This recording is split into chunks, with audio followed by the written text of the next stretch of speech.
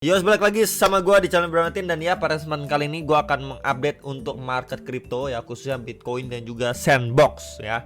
Karena ya kemarin itu udah saya sharing ya untuk AVAX update Bitcoin jelang rilis data CPI. Kemudian ada Polkadot, BNB, Phantom, PP gitu ya. Jadi updatean untuk altcoinnya udah cukup beragam teman-teman, AAV gitu ya. Kemudian ada BGB juga. So gimana? Ini adalah koin lama juga untuk Sandbox. Apakah masih ada harapan atau enggak? Dan area krusialnya di berapa? Ya, so kita lihat dulu. Sekarang udah balik dari 55 kemarin ke 43 ya untuk Fear and Greed-nya. Walaupun rilis data tadi malam, di sini memang ya CPI-nya ini mengalami penurunan, tapi untuk month over month itu tetap ya stay, teman-teman. Market malah bereaksi merah merona. Dan ya, kalau misalkan kita lihat dari data seperti ini, kemungkinan besar memang yes, ya The Fed akan pangkas suku bunga di next meeting. Tapi pertanyaannya, apakah pangkasnya cuma 0,25 atau 0,5 bahkan 0,75? Nah, itu yang masih menjadi pertanyaan. Yang jelas adalah ini semakin memantapkan The Fed akan memangkas suku bunga. Itu yang benar-benar kita tunggu-tunggu. Yang mungkin aja market merah merona ini ya karena price in ya, karena tahu The Fed akan pangkas suku bunga terlebih dulu, jadi market udah bereaksi terlebih dulu. Jadi nanti mungkin pas The Fed benar-benar pangkas suku bunga di hari hanya ya hopefully tidak merah lagi ya. Kurang lebih seperti itu. Dan kita lihat dulu untuk arus Bitcoin ETF flow ya, di sini masih melakukan penjualan lagi-lagi per 14 Agustusnya.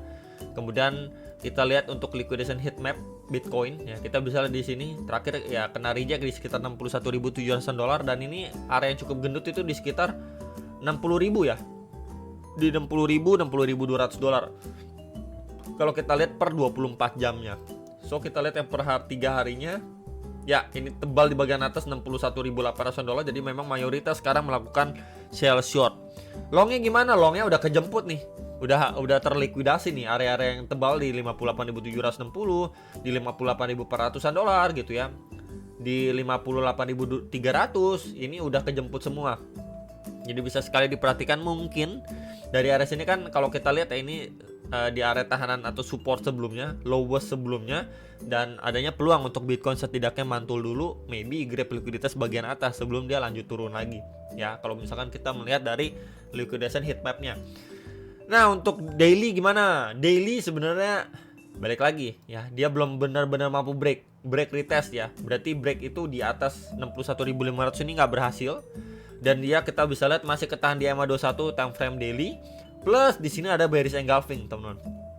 Ya, sekali lagi perlu diwaspadai. Tapi yang menarik adalah di sini worst case-nya kan kemarin juga sudah saya mention. Ini adalah outlook di video kemarin.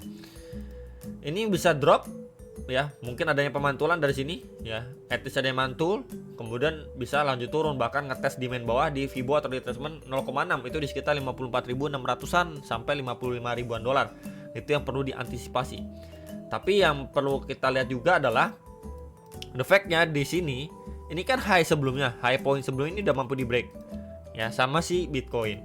Kemudian ini by the time ini satu bull candle besar. And then di sini ada 1 2 3 4 5 6. Sekarang 7 candle. Dan posisinya korektif, teman-teman. Korektif banget. Ya, untuk dia masuk ke fase koreksinya itu korektif.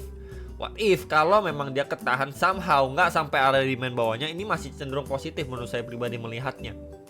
Ya, karena kalau kita lihat secara keseluruhan di sini ya dia benar-benar korektif nih untuk koreksinya benar-benar korektif. Nah, sebentar, dan ya here we go, kayak gini lah teman-teman. Jadi selama memang dia masih di dalam sebuah channelnya gitu ya, kita bisa bilang juga sebuah channel juga bisa bilang, atau Branding Wise juga bisa ya. Intinya adalah ya kita harus pantau sebelum dia visit area demand bawah di sini dulu nih. Fibo 0,3 atau di lowest sebelumnya di pada tanggal 12 Agustus dibikin jarum tail candle kemudian mantul di sini. Nah, di area sini. Ya, itu di sekitar 57.600-an dolar. Jadi somehow ketika memang dari si Bitcoinnya cuman sebatas turun ya, ini drop cuman sebatas ini aja, kemudian ada pemantulan and akhirnya break. Wah, ini lebih bagus lagi, teman-teman. Ya, sekaligus menginvalidasi untuk dia turun lebih jauh ke next area demand-nya.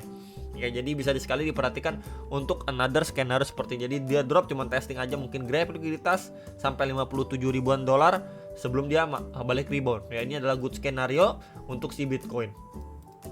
Next, untuk hourly time frame 1 jam gimana? Ya, kita bisa lihat sebelumnya ini pasca rilis data CPI ini sempat nge-spike sampai 61.800-an, tapi langsung closing lagi drop di bawah, berarti kita bisa bilang fake out teman-teman ya. Dan ya belum benar-benar mampu break terhadap trend resisten keramat ini. Ya, beberapa kali ini di testing mendapatkan rejection strong, ini juga fake out. Ya, drop signifikan. Dan sekarang udah testing ke swing low bagian bawah sini. Sebentar. Kita coba markingin ya. Nah, di sini teman-teman. By the way, dia lagi testing di area sini. Dan balik lagi. Ini adalah markingan-markingan sebelumnya yang bisa sekali kita manfaatkan. Gimana caranya? Sebentar. Oke ya. Jadi kan tadi kita udah lihat liquidation heatmap-nya gitu ya. Jadi by the time untuk si Bitcoin dari level area ini udah drop testing sampai bawah gitu ya. Dia mengalami pemantulan hanya sekedar retest SNR sebelumnya nih.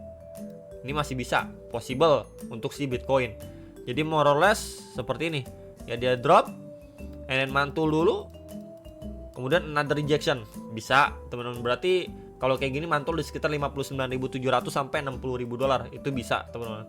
Tambahan apa lagi? Kita bisa gunakan Fibo juga ya, dari swing high ke swing low terakhir lah ya. Dan ya kita bisa lihat box hijau pertama di sini itu di antara retracement atau Fibo 0,3 sampai 0,5. Which is area itu 59.400-an sampai 59.900-an dolar. Ya, kurang lebih hampir sama dengan zonasi yang tadi saya markingin. Ya, itu untuk balik lagi diwaspadai ya sama teman-teman sekalian. Untuk skenario dia bisa bahkan lanjut turun lagi, dead cat bounce dan lain sebagainya. Ya. Cuman untuk invalidasinya tentu yang perlu kita lihat adalah dia benar-benar break terhadap trend resistance. Selama ini belum terjadi ya, dia bisa berpotensi bahkan sedalam-dalamnya testing ke area bawah sini. Ini saya marking sebelumnya, garis kuningnya akan saya hilangkan. And then ya, ini adalah area demand juga yang belum ditesting lagi nih sama si Bitcoin. Bentar. Yap. Ini kayak saya tandain dengan box warna kuning ya. Ini di sekitar 57.000 dolar. Jadi sekali lagi bisa diperhatikan untuk beberapa area target si Bitcoin secara hourly ya, yang nanyain Bitcoin gimana. Jadi waspada untuk kalau misalkan dia bisa lanjut turun lagi, mungkin akan ngejar 57 ribuan dolar ini before dia ya hopefully mengalami pemantulan lah. Oke. Next, kita bahas untuk Sandbox. Sandbox gimana nasibnya? Ya, ini adalah salah satu altcoin gaming ya. Gaming. Ini lowestnya di akhir Desember 2022 ya. Ini di 0,3679 dolar. Sempat naik. Ya, kita bisa lihat ada indikasi yang cukup positif. Di mana ini mampu break dari trend resistance yang strong. Ya, beberapa kali di testing dan mendapatkan rejection, ini mampu break. Retest sampai bawah banget ya. Pas nih di area demand juga nih. Tuh. Ya, pas naik. Ya, kemudian malah lanjut turun. Ya, ini sempat rebound juga ya pada Maret 2024. And then ya sekarang makin ke dasar. Di mana ini low sebelumnya juga udah terbreakdown teman-teman di sini. Ya, ini udah di breakdown dan overall dia masih ketan di EMA 21 secara daily time frame. Kalau dia terjun lebih bawah, terjunnya kemana bro? Nih bisa kita lihat. Coba markingin di sini. Ya, di sini. Ini sebelumnya previous SNR yang mendapatkan reaksi cukup strong. Nih, jadi mungkin buat teman-teman bisa dipantau dan diperhatikan di range 0,145 sampai 0,1752 dolar untuk si Sen. Ya. Jadi kurang lebihnya dia udah break dari low sebelumnya gini ya. Sempat mantul tapi masih ketahan. Ya, at least kalau misalkan market belum merestui, dia akan turun lagi sekali lagi. Ya, baru mungkin adanya pemantulan. Nah, ini yang perlu sekali diantisipasi sama teman-teman untuk one push again ke bawah. Dan kalau kita gunakan juga nih ya sebuah trend line, dia masih benar-benar ketekan ya di sini, downtrend jelas banget, lower high lower low dan bergerak di dalam sebuah channel. Jadi at least kalau misalkan dia lanjut turun pun ya mungkin testing press grab likuiditas, sedikit fake out ya, fake out terhadap trend line support ini before dia mengalami pemantulan. Dan yang perlu kita lihat adalah dari secara daily-nya, ketika ini terjadi harus ada, kita lihat ya adanya breakout dulu ya untuk si Sandbox secara daily time frame. Nah, kalau kita lihat juga sekarang ini ya di bagian gaming ya di sini ada IMX, NOT, Floki, IGLD, AXS, BIM, SEN. Ya, SEN ini berarti masuk ke urutan 1 2 3 4 5 6 7 ya. Masuk di top 10 lah untuk coin gaming. Cuman memang coin gaming ini masih lemas. Salah satunya juga Pixel ya. Pixel ini lemas loh. Coin gaming baru juga lemas banget, teman-teman. belum kebagian money flow. Ya, narasi game ini belum berjalan dengan baik sebenarnya. Ya, dimana ya masih lesu lah ya untuk game-game ini, hype-nya itu di cycle yang sebelumnya. Mungkin di cycle kali ini tuh kita bisa lihat meme coin dari Solana, AI, ya, RWA itu yang benar-benar dimainkan. Jadi mungkin untuk gaming harus lebih bersabar, hopefully ya ada miracle happen untuk mereka ini bisa naik lumayan lah setidaknya ya. Jadi untuk sandbox harapannya masih ada, balik lagi bisa dilihat untuk area krusialnya. Tapi untuk realistisnya aja ya untuk cycle kali ini, dengan segala permasalahan makroekonomi yang kita lihat teman-teman ya. Sebentar, dia bahkan bisa sampai ke bagian atasnya. Ini bisa dikatakan cukup sulit teman-teman. Nih di bagian sini ya, ini cukup sulit untuk yang nanyain sandbox. Berbeda banget ya dengan Bitcoin. Untuk sandbox ini sendiri dia bahkan sampai ATH di sekitar 8,4 dolar, ini cenderung sulit teman-teman. Dia harus, ataupun kita akan melihat dia naik berapa persen dulu nih. Ini dari harga sekarang lah ya. Tuh 3.200%. Kalau dia lanjut drop sampai area yang tadi saya markingin ini sekitar 5.600% teman-teman. Ya ini 5x 6x gitulah kurang lebihnya estimasinya.